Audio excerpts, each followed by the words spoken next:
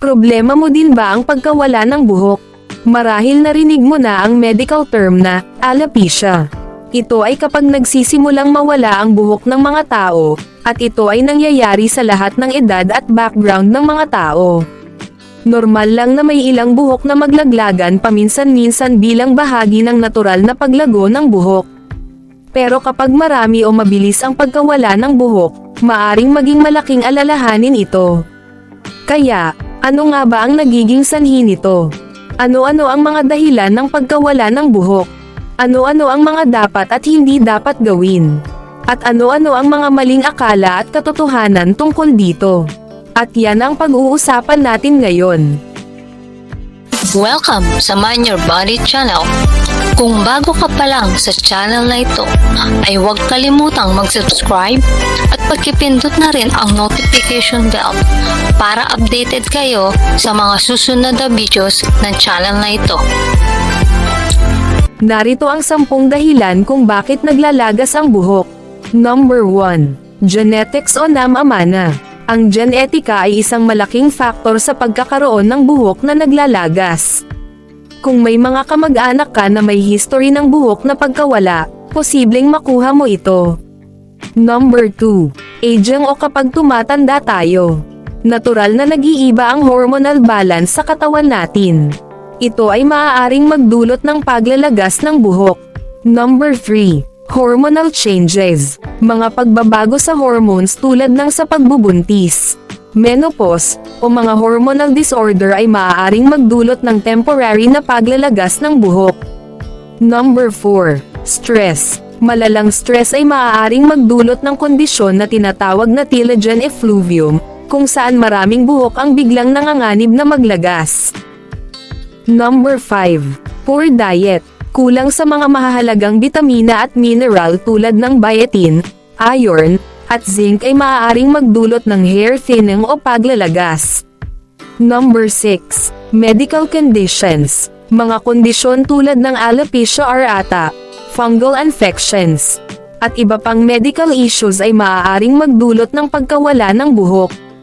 Number 7. Excessive styling o sobrang paggamit ng mainit na hairstyling tools, chemicals tulad ng relaxers o hair dyes, at mahigpit na ponytails ay maaaring magdulot ng pinsala sa buhok at magresulta sa paglalagas.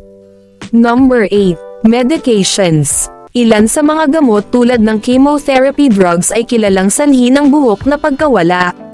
Number 9. Medical treatments. Ilang medical treatments tulad ng radiation therapy ay maaaring magdulot ng paglalagas ng buhok sa apektadong area. Number 10. Lifestyle factors. Paninigarilyo, sobrang alcohol intake, at kakulangan sa sapat na tulog ay maaaring magdulot ng di magandang epekto sa kalusugan ng buhok.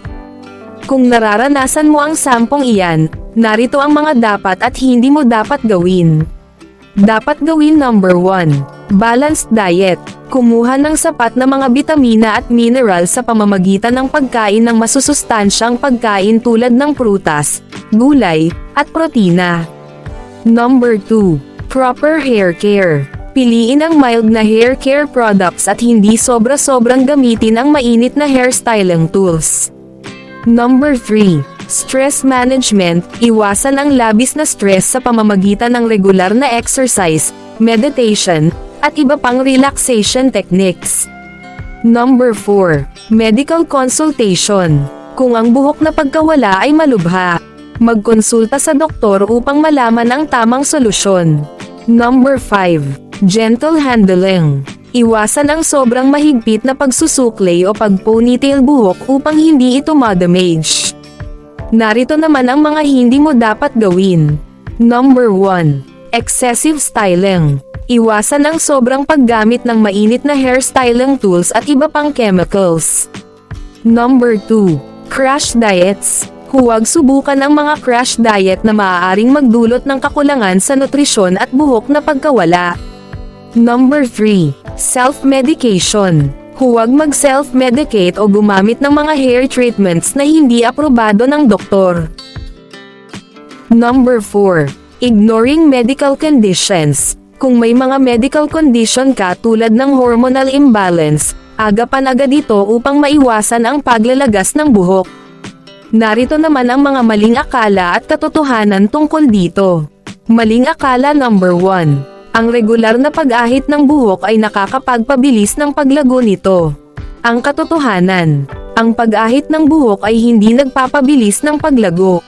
Ito ay isang mito lamang. Maling akala number 2. Ang pagkakaroon ng kulay kape na tubig pagkatapos mag-shampoo ay senyales na naglalagas ang buhok. Ang katotohanan, ang pagkakaroon ng kulay kape na tubig ay sanhi ng oxidized na sebum, hindi ito totoo na senyales ng paglalagas. Maling akala number 3. Ang paminsang buhok na pagkawala ay nagpapakita na may malalang problema sa kalusugan. Ang katotohanan, ang paminsang buhok na pagkawala ay normal at bahagi ng natural na cycle ng buhok. Maling akala number 4. Ang paggamit ng maraming shampoo ay nakakasama sa buhok. Ang katotohanan, ang wastong paggamit ng shampoo ay hindi masama sa buhok. Sa buong pagsusuri, ang pagtugon sa pagkawala ng buhok ay nangangailangan ng pag-unawa sa iba't ibang sanhi nito at pagwawakas sa mga karaniwang maling opinyon. Ang pagkawala ng buhok, o alopecia, ay maaaring makaapekto sa mga tao ng lahat ng edad at background.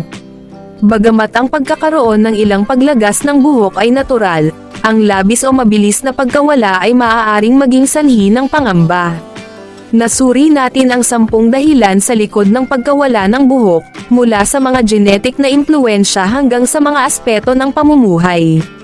Mahalaga ring tandaan na ang wastong pag-address sa pagkawala ng buhok ay nangangailangan ng pangkalahatang hakbang na kinabibilangan ng paggawa ng malusog na mga desisyon sa pamumuhay, tamang pag-aalaga ng buhok, at paghahanap ng propesyonal na payo kapag kinakailangan.